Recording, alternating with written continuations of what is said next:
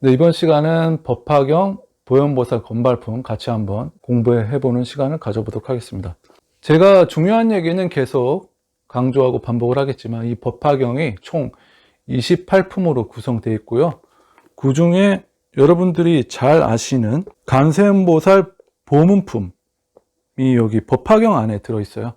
여러분들 관음경이라고 알고 계시는 분도 계시고 그 법화경인지 잘 모르시는 분들도 계실 거예요. 이 법화경 안에 관세음보살 보문품이 들어있는데 이 대한민국 불자님들 중에서 4대 보살이 누가 있죠? 이 관세음보살, 지장보살, 또 문수보살, 보현보살 이렇게 네 분이 4대 보살인데 한국 불자들에게 가장 인기가 많은 보살님이 관세음보살님이에요. 왜냐하면 관세음보살 보문품을 읽어보시면 알겠지만 현세 가피하고 엄청 연관이 많이 돼 있거든요. 그래서 불자님들이 대부분 현세 가피, 뭐 사업 번창이나 뭐 건강, 가족 잘 되고 뭐 이런 현세 가피를 많이 원하시거든요. 그래서 관음신앙이 많이 발달이 돼 있는데 보현보살은 아마 그 중에서 여러분들이 잘 모르실 거예요.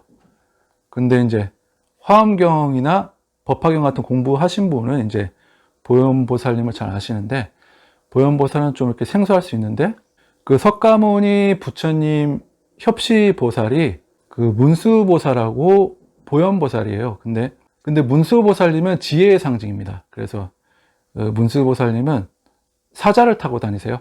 보현보살님은 그 6개의 그 상아, 그 이빨이라고 많이 번역되어 있는데 6개의 어금니를 가진 그 흰 코끼리를 타고 다니십니다. 문수보살님은 지혜의 상징, 그 보현보살님은 대행보현보살이라고 해서 그런 실천행, 그런 행동으로 보여주시는 그런 보살님이에요. 법화경의 시작을 문수보살님이 주로 시작을 하시고 많이 등장하시는데 삐날레는 누가 장식하느냐? 이 부처님의 협시보살 두 분 중에 한 명인 보현보살님이 장식을 하세요. 보통 주인공이 삐날레를 장식하든지 좀 뭐랄까요, 좀 클라이막스는 좀 유명한 분이 나오시기도 하잖아요. 약간 그런 개념으로 봐주시면 좋겠고 화엄경도 이 보현행원품으로 이렇게 10대 행원으로 이렇게 마무리를 하는데 법화경도 똑같이 보현보살님이 이렇게 마무리를 하십니다. 이 구성이 비슷해요. 석가모니 부처님이 협시보살님이 문수보살님, 보현보살님인데 시작은 문수보살님이 하시고 이제 마무리는 보현보살님이 짓는다. 이렇게 보시면 될 것 같고 보통 일반 대웅전에 석가모니 부처님을 주불로 모셔놓은 대웅전은 문수보살님하고 보현보살님이 모셔져 있는 경우가 많아요. 예, 제가 있던 절도 그랬고. 자, 그래서 오늘 여러분들하고 이 보현보살 건발품을 제가 읽어볼 건데 제가 왜 이것부터 하냐면 전에도 말씀드렸듯이 법화경은 방편품하고 열애 수양품이 제일 중요한 사상을 담고 있고 제일 중요하다 볼 수 있는데 보현보살 건발품을 제가 좋아해요. 그냥 보현보살 건발품을 이렇게 독송하고 있으면 마음이 편안해지더라고요. 그래서 여러분들한테 제일 먼저 한번 소개를 해드리고 싶더라고요. 서품부터 이렇게 소개를 해드리면은 너무 좀 지루할 것 같아서 제가 좋아하는 것부터 이렇게 소개를 해드리면 흥미가 있겠다. 그런 생각이 들었어요. 제28품 보현보살 건발품. 이때 자제한 신통력과 위덕을 갖추어 높은 이름이 널리 알려진 보현보살이 한량 없고 가히 없어 헤아릴 수도 없는 큰 보살들과 함께 동방으로부터 오니 지나오는 국토마다 크게 진동하고 보배의 연꽃이 비오듯이 내리며 한량없는 백천만억 가지가지 기약들이 울려 퍼졌다.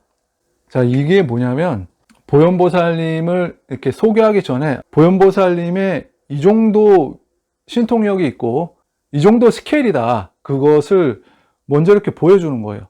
이 서품에도 부처님이 법화경을 설하시기 전에 6가지 상서를 보이시는데 그런 것처럼 이 보현보살님이 이제 출연하실 건데 출연하시기 전에 보현보살님의 스케일을 어떤 나타내는 그런 소개라고 보시면 되죠. 이렇게 보현보살님이 동방으로부터 이렇게 쫙 오시는데 국토마다 이렇게 지나오는 국토마다 진동을 하고 꽃비가 내렸다. 이런 4대 보살님들은 아직 부처님은 아니시지만 거의 부처님과 거의 흡사한 그런 경지에 이르신 그런 분들이라고 보시면 돼요. 등장도 이렇게 스케일이 크다는 거. 자, 이거를 이렇게 다 읽으면은 이렇게 시간 관계상 좀 힘들 것 같고, 여러분들이 또 보다가 이렇게 영상을 끄실까봐 염려가 돼요, 제가. 그래서 이렇게 꼭 소개시켜 드리고 싶은 거 소개를 해 드리겠습니다.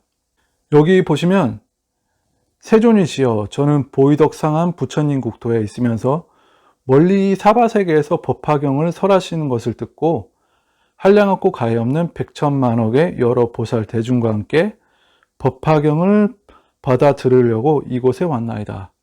자, 이런 위대한 대보살님들도 법화경을 듣기 위해 이렇게 멀리 동방에서부터 이렇게 찾아오시는 거예요. 그만큼 이렇게 법화경이 대단하다는 거죠.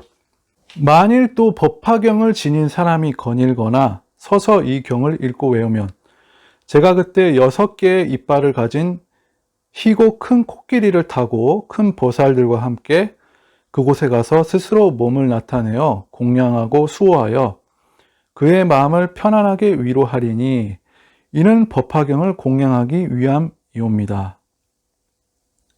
법화경을 지닌 사람이 만일 앉아서 이 경을 깊이 생각하면 저는 다시 흰 코끼리를 타고 그 사람 앞에 나타나되 그 사람이 법화경의 한 구절이나 한 개송을 잊었더라도 제가 가르쳐서 함께 읽고 외워 그 사람으로 하여금 잘 통달하게 하오리다. 여기 또 어떤 말씀이 있냐면 이 법화경을 옮겨 쓰기만 해도 목숨을 마친 뒤에 도리천상에 태어난다.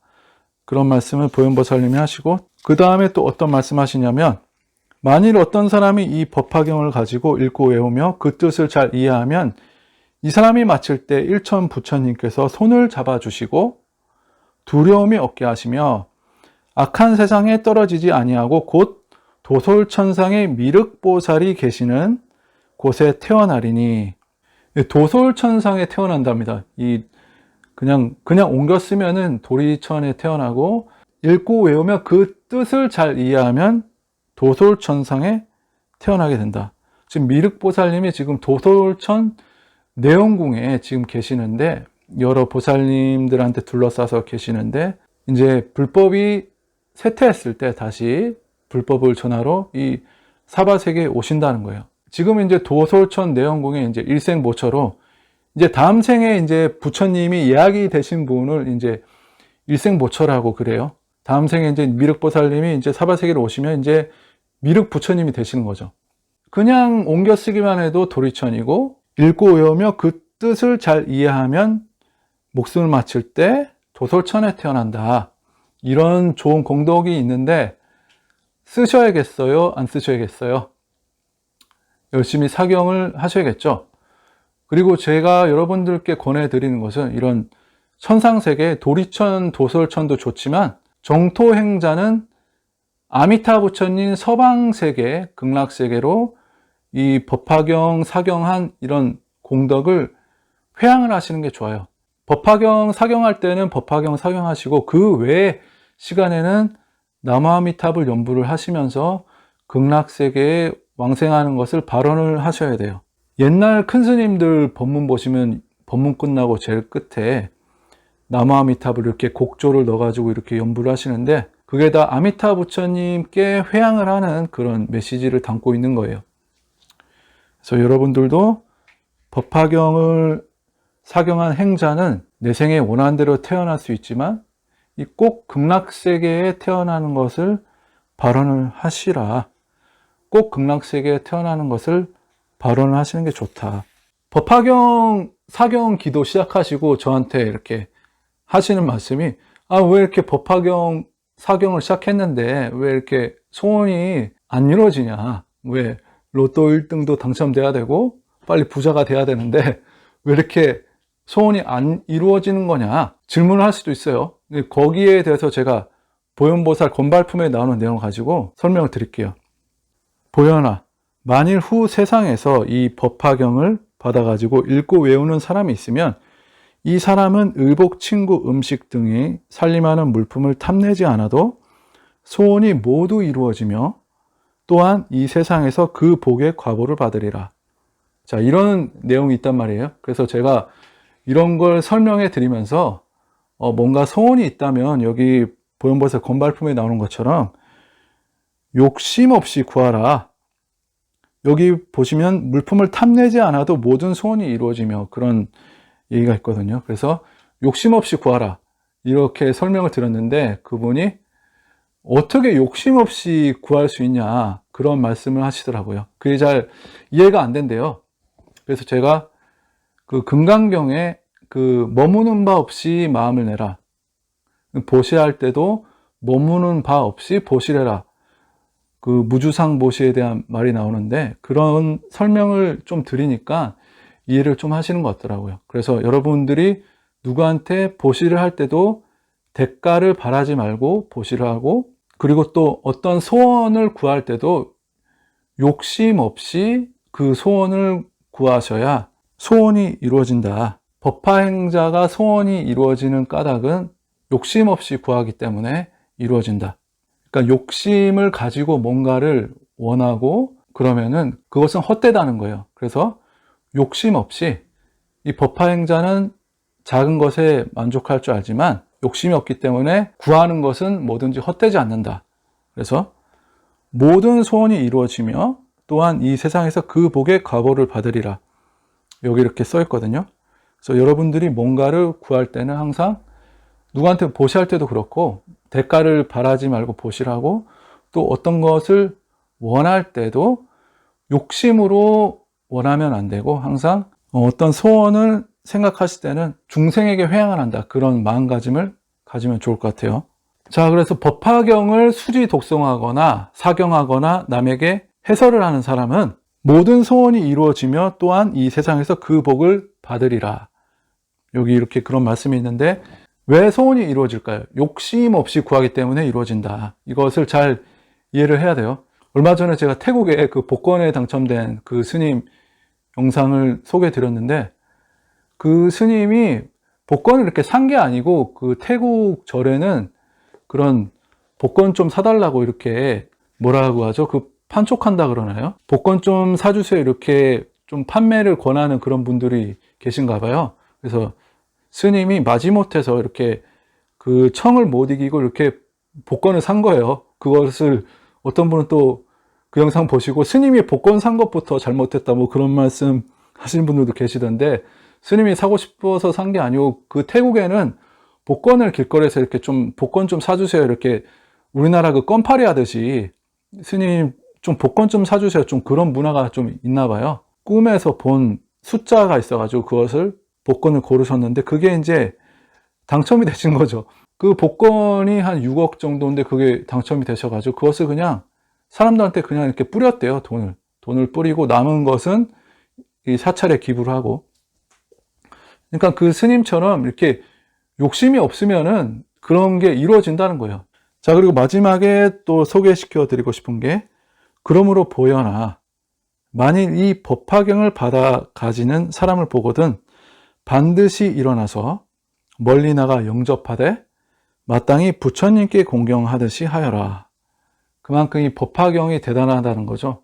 이 법화경을 수지 독송하고 사경하고 해설하는 사람을 보면 부처님 모시듯이 멀리 어른을 보면 벌떡 일어나잖아요. 그런 것처럼 멀리 일어나서 멀리 나가 영접을 해라.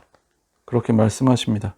그 부처님을 비방한 죄보다 이 법화경을 비방한 죄가 더 크다고 합니다. 그래서 여러분들께 드리고 싶은 말씀은 이 법화경에 좀 믿기 힘든 그런 말들이 있어요.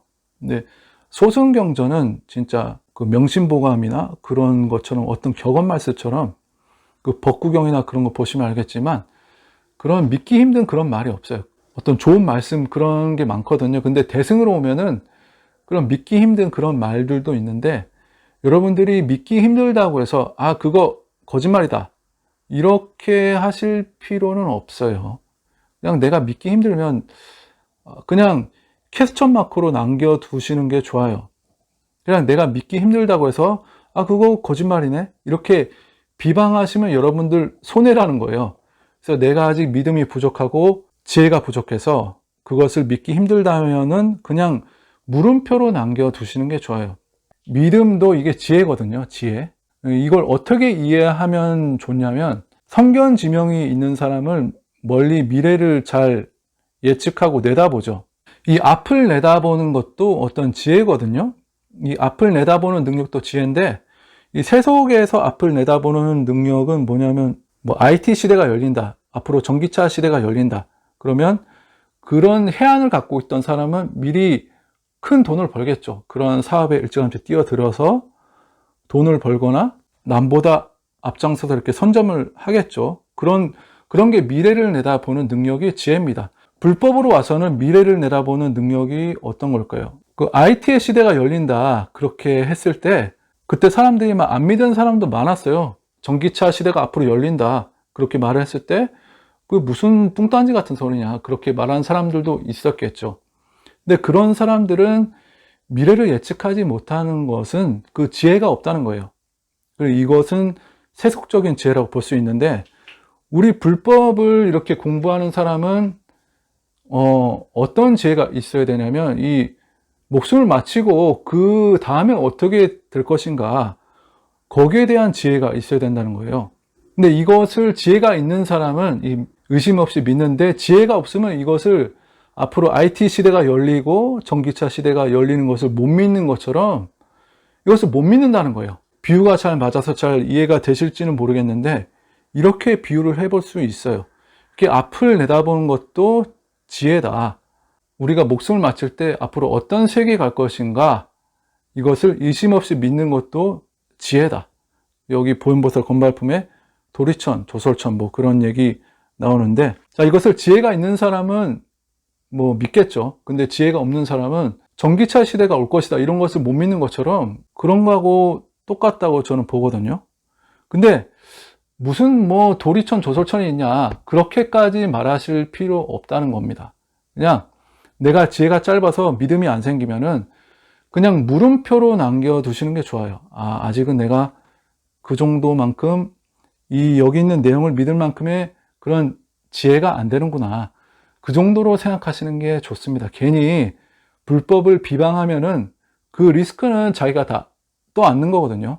그래서 이런 경전 말씀 이런 것을 보면 좀 믿기 힘든 그런 내용이 나와도 신심이 부족해서 좀 의심이 생기고 믿음이 안 생기면은 그냥 물음표로 남겨두시는 게 좋습니다. 이것을 완전히 못 믿는다는 것은 지혜가 짧다는 거예요. 그래서 제가 여러분들께 드리고 싶은 말씀은 이렇게 어떤 지혜가 있고 해안이 열려야 이런 대승경전을 받아들이게 됩니다. 예, 그래서 아직 나는 좀 소승경전이 좋고, 아직 저는 외도 명상가나 무슨 에카르트 톨레나 바이런 케이티나 이런 거 소개하시는 스님이나 불자도 아니고 비불자도 아니고 그런 분들이 많이 계시더라고요. 이런 대승경전 큰 법이 내가 아직 안 다가왔다 그러면은 아직 내가 지혜가 짧구나, 그렇게 생각하시면 될 것 같아요. 굳이 내가 믿음이 없다고 해서 이 대승경전을 거짓말이다 이렇게 비방할 필요는 없다, 그런 말씀 드리고 싶습니다. 네, 이번 영상 여기까지고요. 저는 다음에 또 유익한 강의로 찾아뵙겠습니다.